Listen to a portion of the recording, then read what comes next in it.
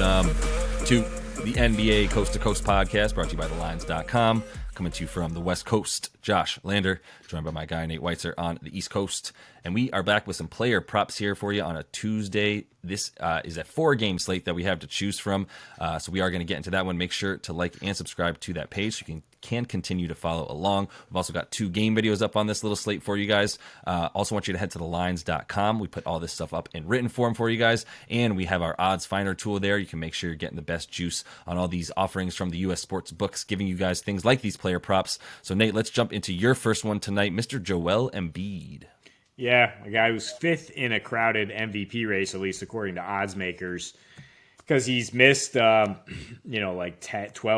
plus games already. But when he plays, he's just an absolute beast, of course, in force since returning from his latest injury. 33 points per game on 57, 42, 87 splits. That's a 130 offensive rating. And, he's facing the Clippers, a team that is giving up the second most points to centers over the last 15 days. And that includes a matchup with Embiid where he had 44 on 18 for 30 field goal shooting. He's had a lot of success against Zubac in recent meetings. His last 4 against LAC, 37 points per game, 11 rebounds. And that's in just 34 minutes per game because the last time they went to the Clips, it was a blowout because there was no Kawhi PG, and both Harden and Embiid could have put up a lot more than they did. And then we saw what they did when they got another crack at this team, which is just, they're playing a lot of small ball. They're leaving themselves vulnerable down low a lot. Even if Zubac is out there, they're not completely small, but they can't handle a guy like Embiid, who's been force-fed the ball in those 4 meetings, 40% usage. And Harden taking a big step back in terms of his usage and really just trying to set up the big man. So it's 31.5 points is where we're at in terms of his prop. And if you do want to go a little bit higher than that, 35 in a win, and we both do like the Sixers here at a pick'em, that turns it into a plus 350 at FanDuel. Yeah, I'm fine with it if you're going to juice it up that much for him to get 3 more points, because I do think the win is pretty good, in pretty good shape for Philly.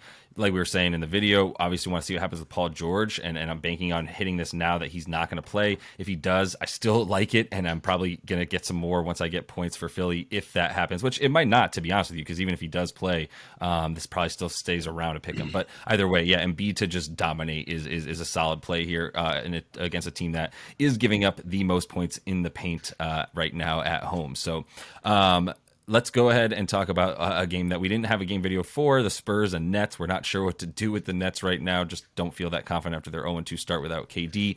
But a guy I feel confident in is on the Spurs, and that's Jakob Poeltl. 22.5 points and rebounds for him. That's minus 115 on DK, actually. And then a double-double for him. I would highly consider that. That gets you plus 110 for him to get that on DraftKings. His last 4, we're looking at 15 points a game and 9 boards in that time. But the 27 minutes a game is what I also like, which is up from 19 in his first few back after, being injured for a pretty decent amount of time this season. 11 field goal attempts also in those last 4, which is up from 8. I really like that as well. Obviously, the usage also increasing about 5% in that time frame. And I think they also know, he's on the trading block. Like, Pop may or may not like that. He's on the trading block.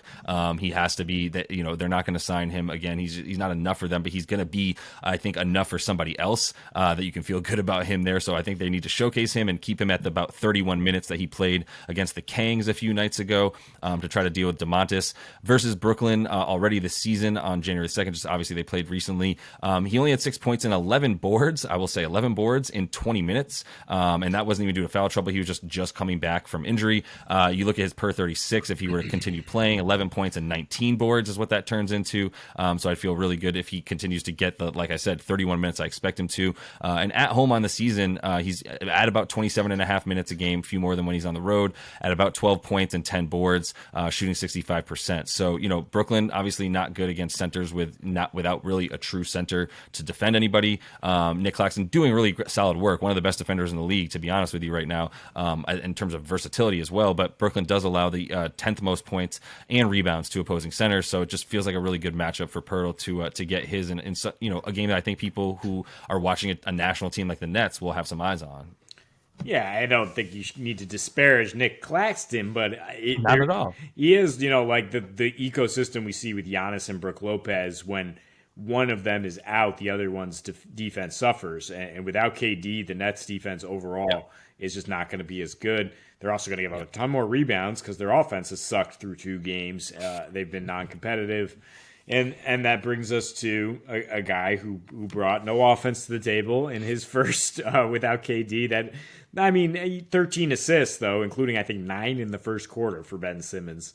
And we took his prop that first game. I wanted just rebounds, assists. He threw in the points there as an option, but he did not even look at the basket. I think he will actually score 6 to 8 points here. His prop is 8.5, but I'm still going with the 15.5 rebounds, assists for Simmons. I'm not trusting him to put the ball up or try to get fouled, even in a juicy matchup against the Spurs, who are dead last in points in the paint. You can walk right in there. They're also dead last in opponents' 3-point shooting, though, so he can walk in there and kick it out to Seth Curry and Joe Harris. They also give up the third most assists per game and the third most steals per game, which is, I think, the best odds you find here. It's like minus 125, 130 for him to get 16 rebounds, assists. Because, again, what he did there in just 26 minutes due to foul trouble against the Celtics, putting up 22 of those. But for him to get 2 steals is plus 125. He's still a great defensive player, still a great athlete who can get in the passing lane. Had 3 steals against the Spurs just 2 weeks ago in 24 minutes.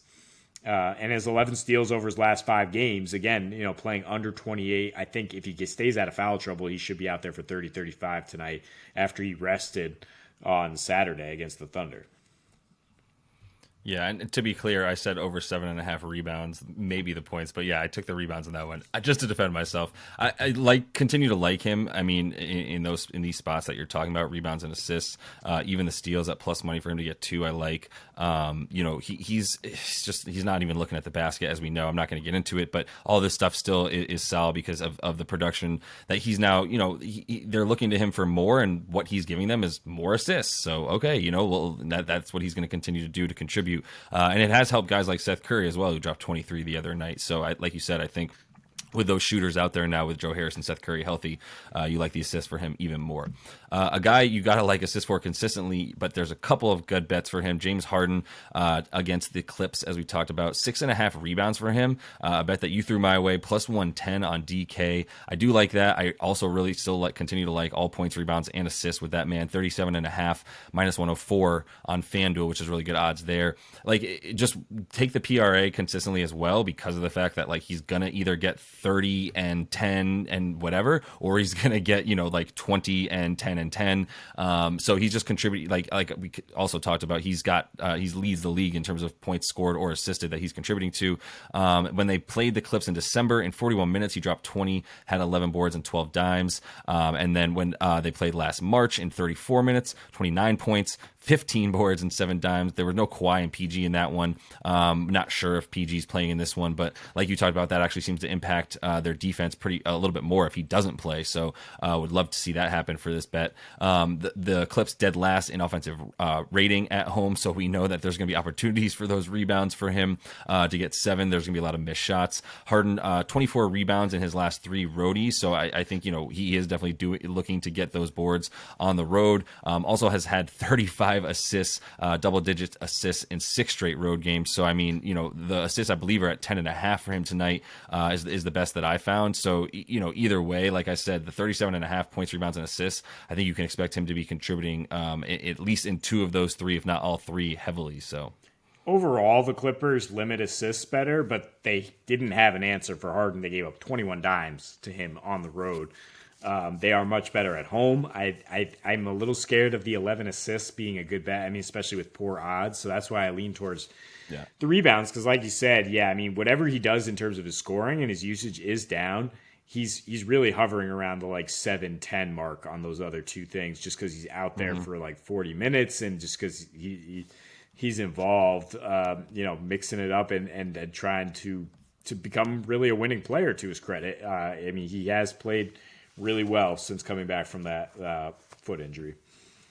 Absolutely, yeah. No shade for Harden as he's really continued to not even transform his game. He's always been able to do this with his incredible court vision, but he's definitely taken over command as like a solid point guard for them. So that's all the time we have for you in this one. Continue to follow along. We are going to be back to you guys each and every week this season. So like and subscribe to that page. And until we see you next, happy betting.